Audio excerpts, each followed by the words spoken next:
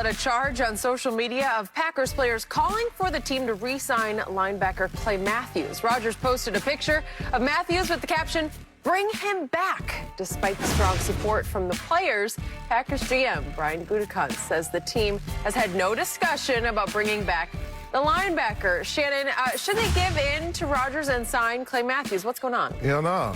If this ain't no class reunion, no family reunion, we bring people back to get together because we haven't seen you in a long time. You want to see Clay Matthews? I think he's out here in California. Drop by and pay him a visit. But the Packers let him go for a reason.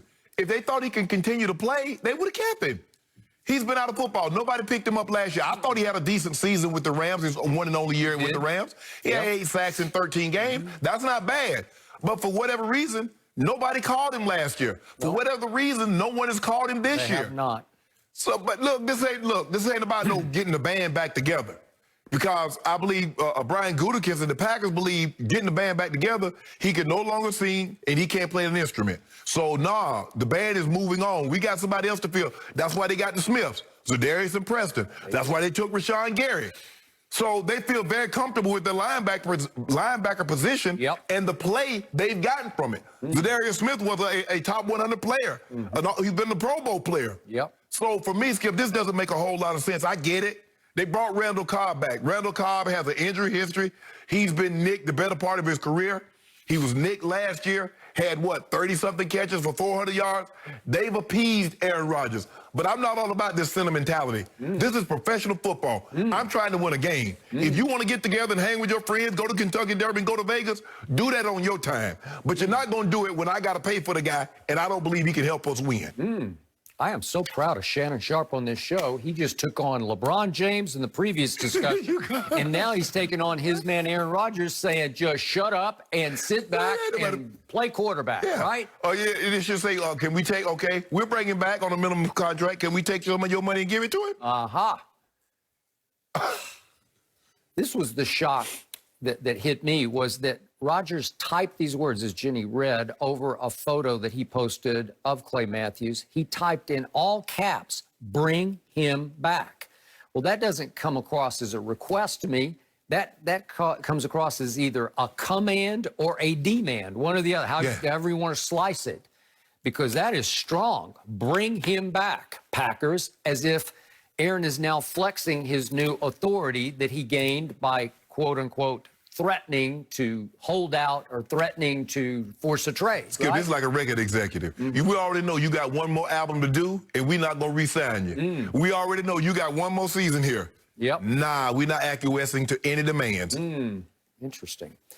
So, Aaron, I said, didn't really pull off what he was trying to pull off, because you thought in the end he would force a trade maybe to your Denver Broncos. Correct. Who, both their quarterbacks, I watched some of the game and played okay. Drew Lock looked pretty good in that game. Minnesota didn't look good at all. I agree.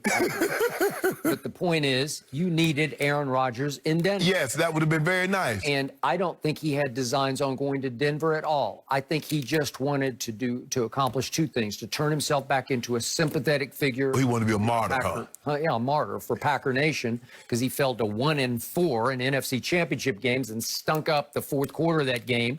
And his coach took the ball right out of his hands on 4th down and said, no, we got to kick a field goal here to cut it to 31-26, because he had stunk it up on 1st down, 2nd down, and 3rd down, once again in a big NFC Championship games. That's back-to-back losses for Aaron Rodgers and company in those games.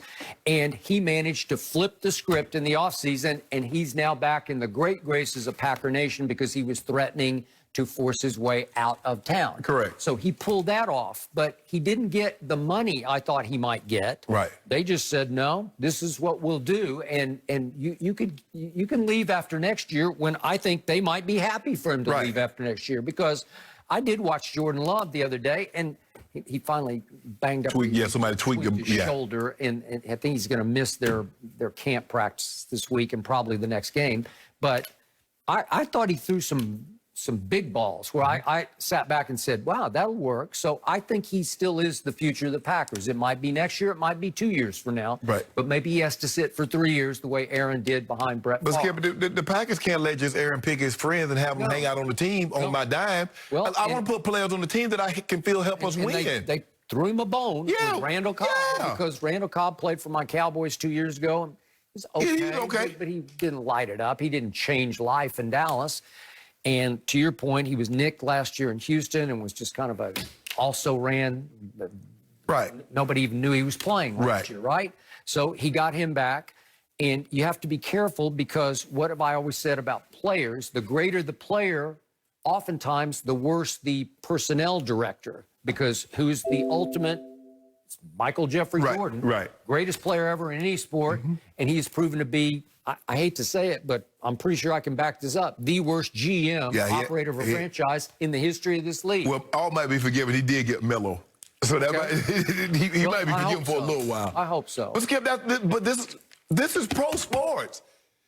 This is all about winning. And I get you got friends, but if they can't help me win, what they got to do with anything? Yeah, and by the way, to finish off the Jordan, I was there when he would just go after Jerry Krause. Yeah, you got to go get him. Oh, he wanted Al Wood, and he wanted this guy. He wanted that guy. And they all seem to have played at North Carolina. Yes. Your favorite school, right? If you think about it, Skip, look what did he do when he got to Washington?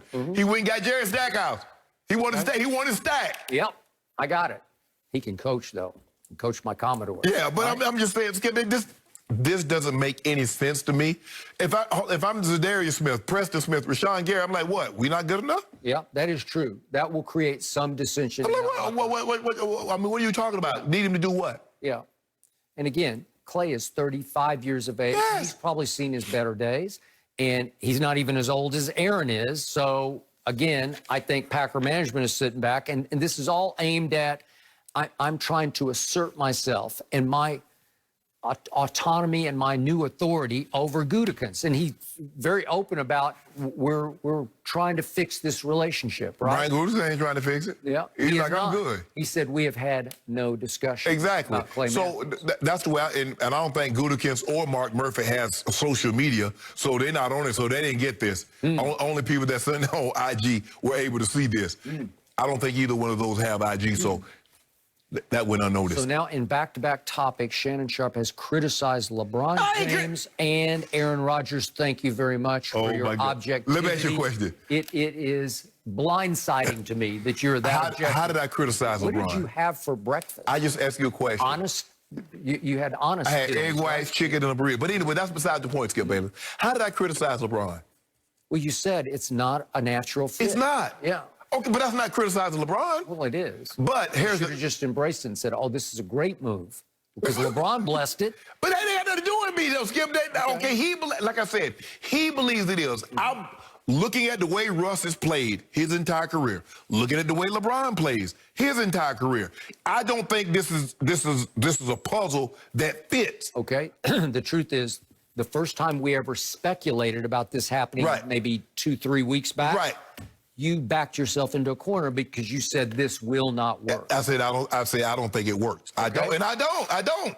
Okay. But what gives me like okay, Shannon, maybe. I said the same thing about Brooklyn until I saw them actually do it, and I saw guys swallow their pride and their ego to make it work for a common goal. Yep, I agree. Can they do that? Yep. So back to Aaron Rodgers, he did tell Peter King that, and Peter was a little shocked by this, that he thought going into last year it would have been his last year in Green Bay. Had he not won the MVP, I believe it would have. I think that worked to Aaron's favor because it took a lot of pressure off him because he just sort of gave up, sat back, and said, I'm just going to enjoy the ride. I'm not going to take anything that seriously. I'm not going to sweat the small stuff. Result, he won the MVP with no pressure. Yeah, it was good. I mean, first of all, he's Aaron Rodgers. He's always going to have pressure because the expectation is to compete for championships. So that pressure is going to be there because once you win a title, the only thing else that matters is a title. That's why Tom Brady, when you look at Tom Brady's numbers are unimportant.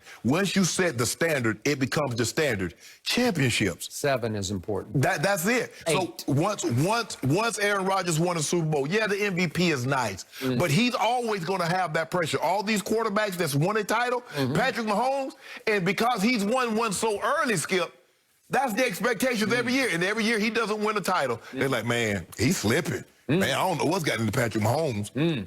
That's just the way it works, Skip. From what I've seen of my coach, Mike McCarthy, Aaron winning a Super Bowl with Mike McCarthy, that's even greater than maybe LeBron winning a championship with Russell Westbrook. Yeah, right? hey, you see, you see. I don't know how that happened, actually. Yeah, you talk. Oh, I got a made man. No, you got a guy that got made by got two made? other men. Yeah, he adopted. He ain't made. He had two all-time great quarterbacks. Yes, So he we're did. gonna see how well he can coach moving forward. Yeah. Because I think we gave him too much credit for Brett Favre and Aaron Rodgers. Okay, well, I just hope he has his starting quarterback this year. I don't believe. Well, you want to see him play on Saturday, Yes. and I just don't believe that's gonna happen. And I think you're gonna come in here and be disappointed on Monday. That's unusual. All right, we got a different quarterback to talk about. Is Trey Lance showing enough in preseason to get the starting nod over Jimmy G? We go there next. No mercy, no mercy.